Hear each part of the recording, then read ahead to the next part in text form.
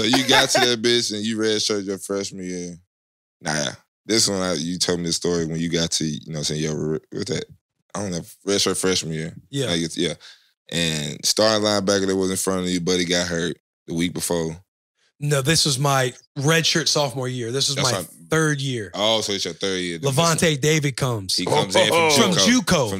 From JUCO. He was like number 1 in the nation JUCO-wise. But he was coming in good dude, awesome dude. Yeah, so you ain't sweating it, I'm sure. Yeah, exactly. You're not sweating it. You just played your redshirt freshman year. You made like an all-freshman team on Phil.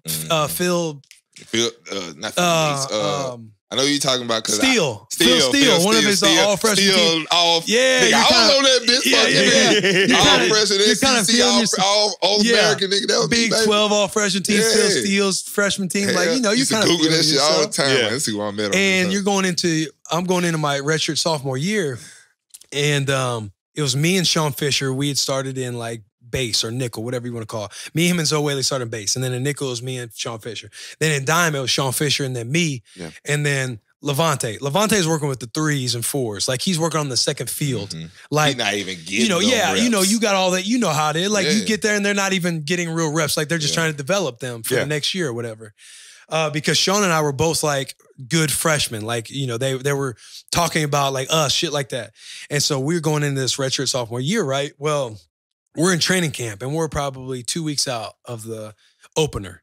And Sean and I are competing and he's kind of edging me out. And it's like frustrating. It's like, damn, you know, because in Big 12 spread a lot. So we're in a lot of dime. Yeah. So he'll be getting a lot more PT than everybody else.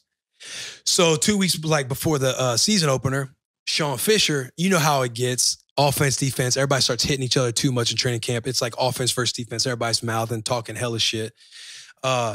Niles Paul, who was on the Redskins for a while, tied in, played on the Jags, Redskins, a while, played like 8 years. He cracks Dijon Gomes or nickel at the time. He played a little bit in the league too. Cracks him into Sean Fisher. Sean breaks his leg. Ooh. Cracks him. It's like, yo, he had to get like, you know, carted off because he had shattered his fucking leg. And it's kind of like, you know, why are we cracking our own teammates? Like, we're 2 weeks out of the game type of thing. So I get elevated to the 1s. Lavonte comes from the second field now, a different field. Now he's working in with like the 2s and getting reps with Zoe Whaley with the 2s and stuff and figuring out who can be a backup.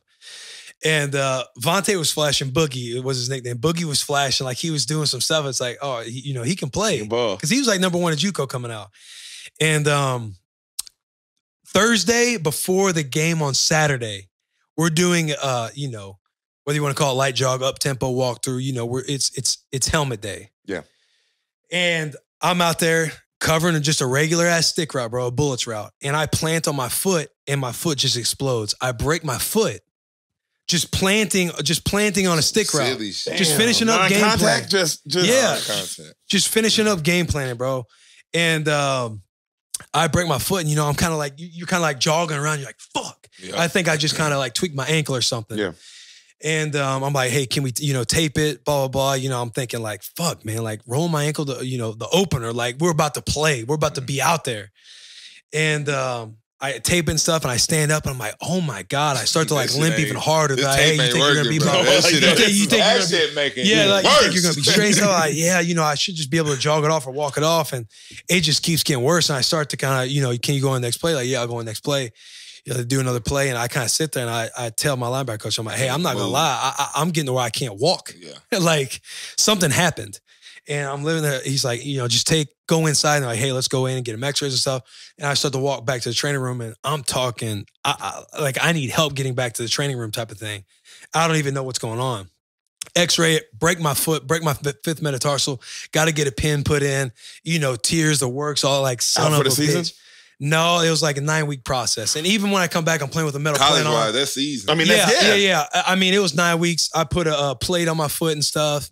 And yeah, I'm basically out for the season because by the time I came back, John wasn't there anymore. Lavonte ain't let that bitch go. Hey, Saturday happens. Now he's a Super Bowl champ. Yeah, Saturday happens. Memorial Stadium. Lavante's out there not really knowing what he's doing. 13 tackles. I'm talking KOing motherfuckers. That's when you like sit up, throwing the bones. That's like one of the best times to play too, though. And he's got thrown the bones. That's like his first game. That's one of the best times to play when it's like man, they know, like, man, we had to just throw him in there. I mean, he don't even know what he's doing yet. So we can't even get mad at him for real. It's like, yeah. So he's just balling. It's so just he like, even though it might be closed left, that nigga might not even close that bitch, but he just got a TFL because he just running. And because he didn't have to worry about, damn, which way I'm closing. That nigga just forgot.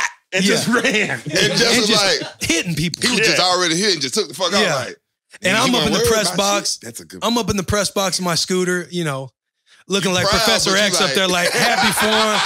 But like, damn. You know what I'm saying? I'm trying to hit a Buffalo Wild Wings button to trip his ass or something. Like, damn it, he's balling. Like, I ain't gonna get to play. Oh, fuck. Yeah.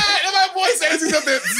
Yes. It's just like, fucking broken foot and shit. Sean's up there in his cast. I'm up there in motherfucking cast. Like, damn it, man. I'm trying to make him fall with this mind. Like watching him, like, get his ass. Like, you're pumped for him because that's your boy. Yeah. And, it's in the room. It's a linebacker. And to watch somebody win like that, And you just, but at the same time, you know, like the dude who's behind you that's playing good. And I was out for like 8 weeks, and he continues to obviously get better. I mean, he's like the most underrated player in the last decade on defense in the NFL. Absolutely. But he is what he is now. And I just always like, man, wasn't that shit crazy? Like he would have probably played the next year and been still where he's at. You know what I'm saying? But he was top. I don't know. You could look it up, but I want to say top 5 in tackles in Nebraska history as a linebacker in 2 fucking years, bro. What the fuck? I'm talking he was a tackling machine. Like this dude is. Like, so that basically you have to do double digits every game. Yeah.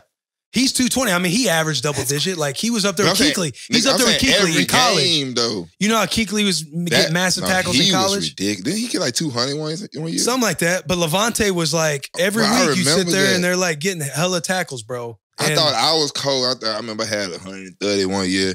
I look up, I think that was the same. Yeah, nah, Keaton had to be in the league. Or that must have been his last year. I had like 130. That nigga had like 200 something. I'm like, or like 190 something. Like, bro, what the fuck? Bro, I got like, how many? I got to spot play and play all 4 years at Nebraska. And I'm 12th on the all-time Nebraska list, bro. I'm like, Lavonte's top 5 in 2 years. That's crazy. That's how I feel about it. 4 years at Auburn, nigga. I'm only like 16. That's 15. what I'm saying. That shit is crazy. At a story program like ours. Yeah. And I'm hyped. Like, I'm sure you're hyped. Like, I'm all time. That's pretty insane. Yeah, that's pretty insane. Yeah, of all time in this story program. This whole been here since slavery, bitch. And I'm the nigga that's on that bitch. Yeah. Fuck you, mean.